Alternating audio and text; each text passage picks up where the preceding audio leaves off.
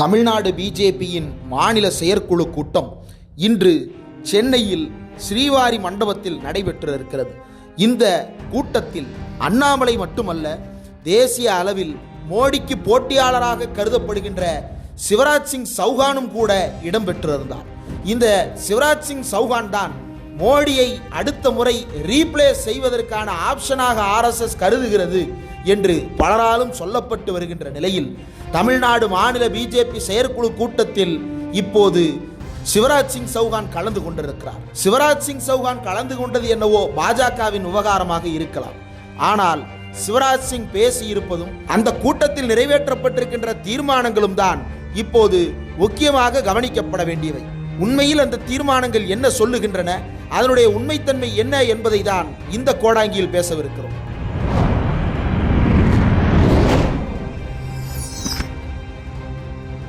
தமிழ்நாடு பிஜேபியின் மாநில செயற்குழு கூட்டம் சென்னை வானகரம் பகுதியில் உள்ள ஸ்ரீவாரி திருமண மண்டபத்தில் இன்று நடைபெற்றது.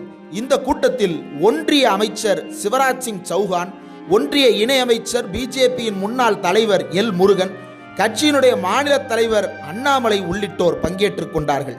இந்த கூட்டத்தில் நிறைவேற்றப்பட்டிருக்கின்ற தீர்மானங்கள் தான் சில விசித்திரமாக இருக்கின்றன. முல்லை பெரியாறில் புதிய அணை கட்டுவோம் என்று கூறி வரும் கேரள அரசுக்கும் அதை வேடிக்கை பார்க்கும் திமுக அரசுக்கும் கண்டனம் தெரிவித்திருக்கிறது பிஜேபி.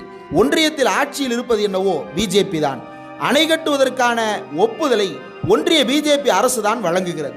அப்படி ஒன்றிய பிஜேபி அரசு வழங்குகிறது என்னும் பட்சத்தில் முல்லை பெரியாரோ அல்லது கர்நாடகாவிலிருந்து பாய்ந்து வரும் காவிரியாரோ, இந்த இரண்டுக்கும் அணை கட்டுவதற்கான அல்லது புதிய அணை கட்டுவதற்கான ஒப்புதல் உள்ளிட்ட விவகாரங்களில் ஒன்றிய அரசின் தலையீடு முக்கியத்துவம் பெறுகிறது. அந்த நிலையில் ஒன்றிய அரசு குறிப்பாக காவிரி உள்ளிட்ட அணைக்கட்டுகளை எடுத்துக்கொண்டால் அதில் தடை விதிப்பதற்கான முழு அதிகாரமும் இருக்கும் பொழுதும் காவிரி முல்லை பெரியாறு விவகாரங்களில் அந்த அணை கட்டும் விவகாரத்தை மாநிலத்தின் பிரச்சனையாக தள்ளிவிடுவது என்பது ஒன்றிய அரசுக்கு ஏதோ சம்பந்தமே இல்லாத ஒரு விஷயத்தை கையாளுவது போல இருக்கிறது.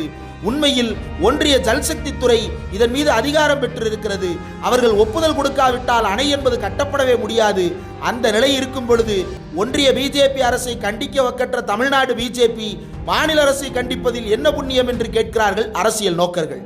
உண்மையில் அணை கட்டக்கூடாது என்றால் அந்த கண்டன தீர்மானத்தை ஒன்றிய அரசுக்கு எதிராக எழுப்பியிருக்க வேண்டும், அல்லது நாடாளுமன்றத்துக்கு போய் பிஜேபி காரர்களிடம் உட்கார்ந்து பேசி, ஐயா இது எங்கள் தமிழ்நாட்டின் விவகாரம், இந்த விவகாரத்தில் கர்நாடகாவின் உரிமை கேரளாவின் உரிமை என்று நீங்கள் பார்க்கக்கூடாது, தமிழர்களுக்கு சாதகமான முடிவை மட்டும் தான் எடுக்க வேண்டும் என்கின்ற கோரிக்கையை ஒன்றியத்தில் ஆட்சியில் இருக்கக்கூடிய பிஜேபியின் பிரதமர், உள்துறை அமைச்சர், ஜல்சக்தி அமைச்சர், ஒன்றிய இணையமைச்சர் என்று அவர்களிடம் போய்த்தான் பேசியிருக்க வேண்டும். மாறாக இந்த பஞ்சாயத்தை செயற்குழு கூட்டத்தில் கூட்டி அதற்கு மாநில அரசுக்கு கண்டனம் தெரிவிப்பது வேடிக்கையிலும் வேடிக்கையாக இருக்கிறது என்று சுட்டிக்காட்டப்படுகிறது.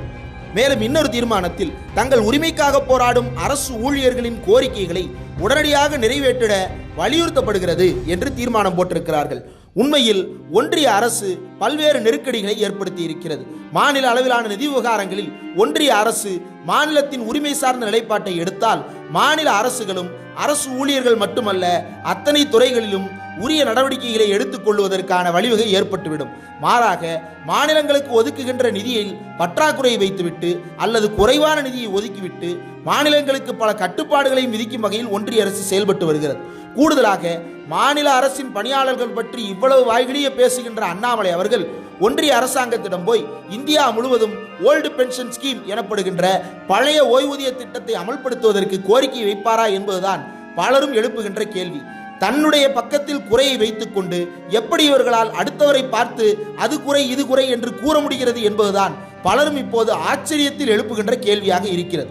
மேலும் அக்கினிவீர் உள்ளிட்ட ஒன்றிய அரசின் திட்டங்கள் இப்போது விமர்சிக்கப்பட்டு கொண்டிருக்கின்ற நிலையில் அரசு ஊழியர்களை பற்றி பேசுவதற்கு ஒன்றிய ஆட்சி அதிகாரத்தில் இருக்கின்ற அரசுக்கும் அதன் அடியாளாக இங்கு வேலை பார்த்து கொண்டிருக்கக்கூடிய எந்த கட்சியைச் சேர்ந்தவர்களுக்கும் என்ன உரிமை இருக்கிறது என்பதுதான் மக்கள் எழுப்புகின்ற கேள்வி. மேலும் சட்டம் ஒழுங்கினை பராமரிக்கும் சக்தியை திமுக இழந்துவிட்டது என்று கண்டன தீர்மானம் நிறைவேற்றப்பட்டிருக்கிறது. தமிழ்நாட்டின் சட்டம் ஒழுங்கை பொறுத்தவரையில் பல்வேறு விமர்சனங்கள் தமிழ்நாடு அரசின் மீது எழுதப்படுகின்றன. ஆனால் பிஜேபி இந்த விமர்சனத்தை செய்வதற்கு தகுதியுள்ள உரிமையுள்ள கட்சியா என்பதுதான் பலரும் கேட்கின்ற கேள்வி. உதாரணத்திற்கு மணிப்பூர் விவகாரம் இன்னமும் அடங்கியபாடில்லை. இதுவரை 2 முறைதான் நாடாளுமன்றத்தில் மணிப்பூரை பற்றி வாய் திறந்திருக்கிறார் பிரதமர். அந்த மணிப்பூரை சேர்ந்த உறுப்பினர் பேசுவதற்கு பலமுறை எழுந்தும் கூட அவரை திட்டமிட்ட வகையில் புறக்கணிப்பு செய்திருக்கிறது பிஜேபி. கூடுதலாக மணிப்பூரில் நடைபெற்று வருகின்ற அல்லது நடந்து முடிந்த எந்த விவகாரம் பற்றியும் பிஜேபி அரசு பேசுவதற்கு தயாராக இல்லை. அமைதியை நிலைநாட்டி விட்டோம் என்பதை மட்டும் சொல்லுகிறார்களே தவிர அங்கு உயிரிழந்த குடும்பத்தாருக்கு என்ன இழப்பீடு வழங்கப் போகிறது பிஜேபி, அல்லது அங்கு குற்றச்செயலில் ஈடுபட்டவர்களுக்கு என்ன தண்டனை வழங்கப் போகிறது பிஜேபி என்பது குறித்தான எந்த விதமான வார்த்தைகளையும் பயன்படுத்தாமல் பிஜேபி பொத்தாம்பதுவாக பேசிக் கொண்டிருப்பது என்பது மக்களை ஏமாற்றுகின்ற செயல். சட்டம் ஒழுங்கு விவகாரத்தை பற்றி கவலைப்படுகின்ற பிஜேபி இந்தியா முழுவதும் மாட்டுக்கறி சாப்பிடுகிறார்கள் என்னும் பெயரால் அடித்து துன்புறுத்தி கொலை செய்யப்பட்ட மக்களுக்கு என்ன நீதியை பெற்று தந்து விட்டார்கள். இந்தியா முழுவதும் இந்து என்னும் பெயரால் இஸ்லாமியர்கள் மீது நடத்தப்படுகின்ற தாக்குதலுக்கெல்லாம் பிஜேபி அரசு சட்டம் ஒழுங்கு பொறுப்பை ஏற்றுக்கொள்ளுகிறதா? சட்டம் ஒழுங்கு என்பது மாநில அளவிலான பட்டியலிலேயே இருக்கட்டும், ஆனால் பிஜேபி ஆளுகின்ற மாநிலங்களில் இந்த சட்டம் ஒழுங்கை அவர்கள் சரியாக பின்பற்றி இருக்கிறார்களா என்ற கேள்விக்கு பதில் சொல்லிவிட்டு தான் தமிழ்நாட்டின் கேள்வியை அவர்கள் எழுப்ப முடியும் என்பதுதான் பலரும் சுட்டிக்காட்டுகின்ற விஷயம். கூடுதலாக நாடாளுமன்றத்தில் செங்கோலை அவமானப்படுத்தியவர்களுக்கு கண்டனம் என்று தீர்மானம் போட்டிருக்கிறார்கள். நாடாளுமன்றத்தில் செங்கோலை முதலில் எதற்காக வைக்க வேண்டும் என்பதே கேள்விக்குறியாக இருக்கும் நிலையில் அதனை அவமானப்படுத்தி விட்டார்கள் என்று இல்லாத பொல்லாத குற்றச்சாட்டுகளை பேசிக் கொண்டிருப்பது பிஜேபியின் வாடிக்கையான செயலாக மாறியிருக்கிறது. பிஜேபியை நோக்கி சமாஜ்வாதி கட்சியைச் சேர்ந்த உறுப்பினர் ஒரு கடிதத்தின் மூலமாக கேள்வி எழுப்புகிறார். செங்கோல் எதற்காக வைக்கப்படுகிறது, அதை ஏன் எடுக்கக்கூடாது என்று கேள்வி எழுப்பி இருக்கிறார். முதலில் எதற்காக வைத்தோம் என்பதற்கான காரணங்களை இப்போது வரைக்கும் தெரிவிக்கவில்லை. மதம் சம்பந்தமான காரியங்களை கூறுவதற்காக அதனை மழுப்பி பேசிக் கொண்டிருக்கிறார்களே தவிர உண்மையான காரணம் என்ன என்பதை இப்போது வரைக்கும் வெளியில் தெரிவிக்கவில்லை. உண்மையில் அந்த செங்கோல் என்பது மோடி அரசாங்கம் என்ன சொல்லுகிறது என்றால் அது பவர் டிரான்ஸ்பர் எனப்படும் அதிகார பரிமாற்றத்திற்காக ஆதீன கர்த்தர்களால் நேருவுக்கு கொடுக்கப்பட்டது என்று சொல்லுகிறார்கள். அப்படியான எந்த குறிப்பையும் ராஜாஜியோ அல்லது ஆதீன கர்த்தாக்களோ எந்த இடத்திலும் குறிப்பிடாத நிலையில் இந்த கருத்தை பிஜேபி அரசு வலிந்து திணித்துக் கொண்டிருக்கிறது, மக்களை ஏமாற்றிக் கொண்டிருக்கிறது. அதற்கு ராஜாஜியின் பெயரையும் நேருவின் பெயரையும் சேர்த்து இழுத்து களங்கப்படுத்தி கொண்டிருக்கிறார்கள் என்பதை ராஜாஜியினுடைய பேரனும் கூட கண்டனமாக தெரிவித்திருக்கிறார். செங்கோன்மை தவறாமல் ஆட்சி நடத்த வேண்டும் என்பதுதான் தமிழர் மரபே தவிர செங்கோலை பிடித்துக் கொண்டு அதிலேயே தொங்கிக் கொண்டிருப்பது என்பது அல்ல தமிழருடைய மரபு.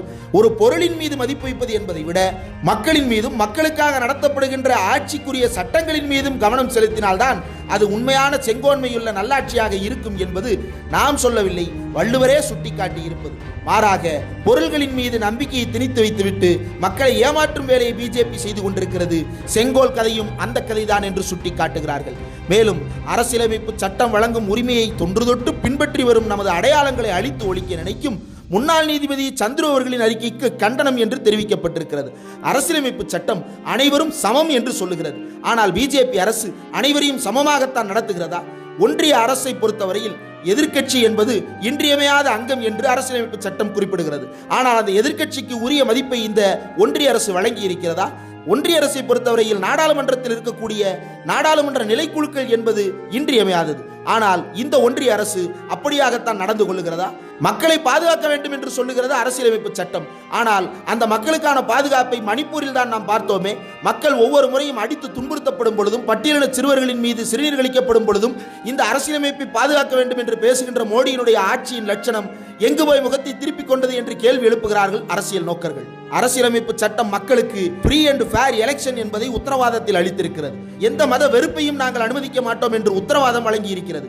ஆனால் மத வெறுப்பை மட்டுமே பேசிக் கொண்டிருக்கக்கூடிய பிஜேபி, மத வெறியர்களாக மக்களை தூண்டிக் கொண்டிருக்கக்கூடிய பிஜேபி அரசியலமைப்பு சொல்லுகின்ற சமத்துவத்திற்கும் அரசியலமைப்பு சொல்லுகின்ற மத வெறுப்புக்கான தடைக்கும் இடையே வித்தியாசம் தெரியாமல் மக்கள் அனைவரையும் முட்டாள் என்று நினைத்துக் கொண்டு வேலை பார்த்துக் கொண்டிருக்கிறார்கள். அதன் ஒரு பகுதிதான் இன்றைக்கு சென்னையில் நடைபெற்ற செயற்குழு. இந்த செயற்குழுவில் நிறைவேற்றப்பட்ட எல்லா தீர்மானங்களும் பிஜேபிக்கே ரிவீட்டாகத்தான் போய் முடிய போகிறது.